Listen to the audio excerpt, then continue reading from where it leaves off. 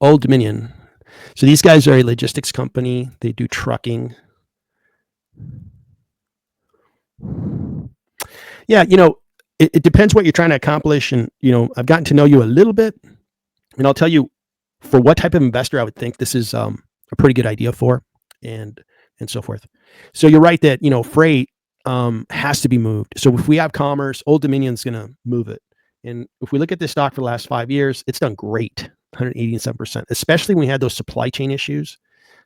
We had to expedite parts and so forth from one end of the country to the other side.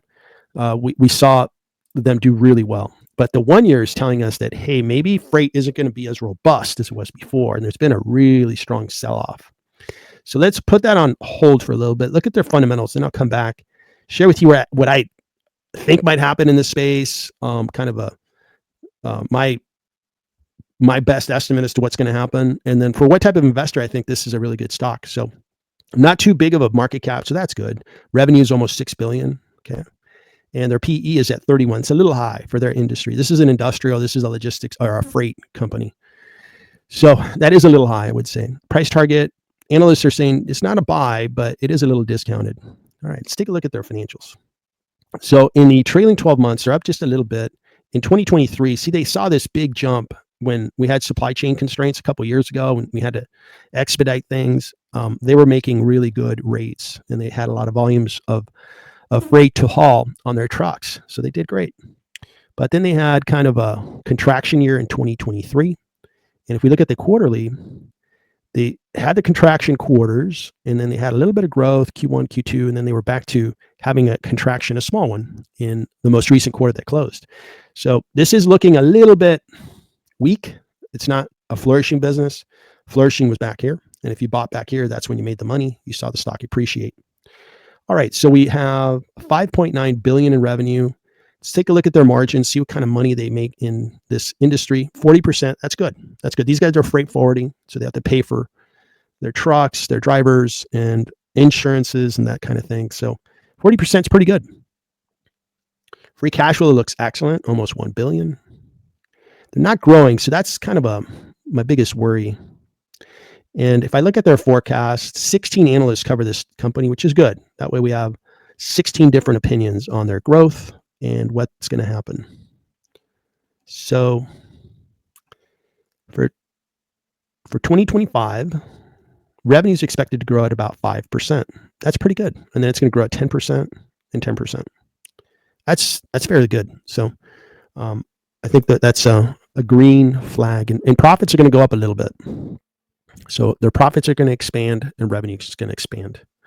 They're doing about $1 billion in free cash flow. And based on a growth rate where they're at of 5% or 10%, I think these guys are worth probably about 20 billion in market cap. And right now they're selling at 38 billion. So free cash flow is not going to get us to a valuation of this type because they're not growing really fast. So I can't give them a big multiple on cash flow.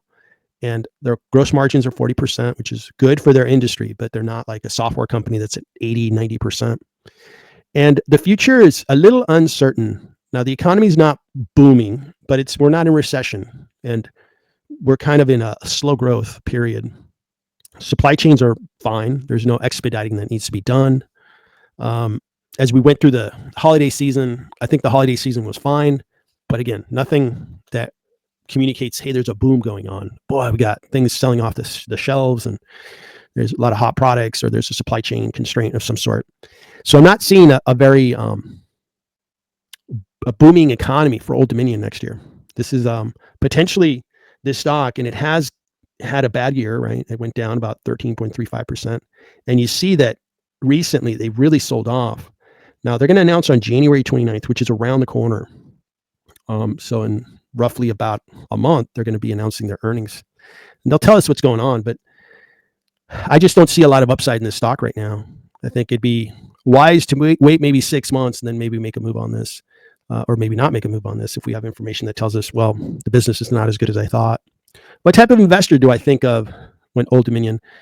Somebody who just wants to see their money, doesn't want a lot of risk, a lot of volatility, and wants to see modest growth. And they have a small dividend, so it's not exactly a dividend stock. at 0.58%. For investors that are, call it 40 years and younger, I putting myself in that situation, I'd want stocks that are going to grow faster. Biotech, software, semiconductor, getting into them in the right times, not force my way into it and overpay. But I would try to get into those types of stocks rather than going into Old Dominion.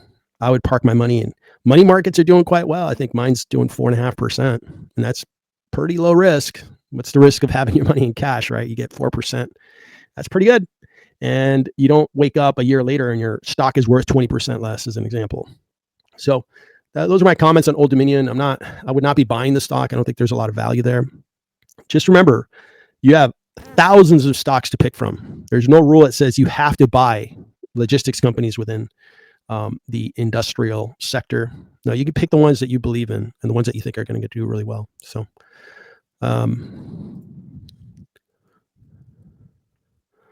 so you think their balance sheet looks good? Let's take a look at their balance sheet. So cash, 74 million. Yeah, they pretty much don't have any debt, which is very good. Yeah, considering they have trucks and logistics centers, right, where they move freight. Sometimes you have to cross-dock freight, and when you move a freight from, let's say, California to New York, you will probably take the freight from here, let's say Kansas City, and then kind of cross-dock it into another truck, and then it gets further taken closer to New York. It might be on 3 different trucks before it gets to New York. That's the way that they move their freight. So yeah, I think their balance sheet is really strong. I think it's a good company, but they benefited from those supply chain constraints, and I think those days are behind us. And companies have learned their lesson. As I look at companies that carry inventory, they're carrying more inventory, and one of the reasons is, as we saw the election happen, the candidate that won, he made it clear that, hey, he's going to use tariffs as a tool to get what he needs or influence our trading partners. And if that's the case, then companies built inventories up, and that's actually going to make this company's business less active, and there isn't going to be any expediting and so forth in this industry. So I think that's what's going to happen in 2025 potentially. So you can watch it and see what happens. So hopefully those comments were interesting to you.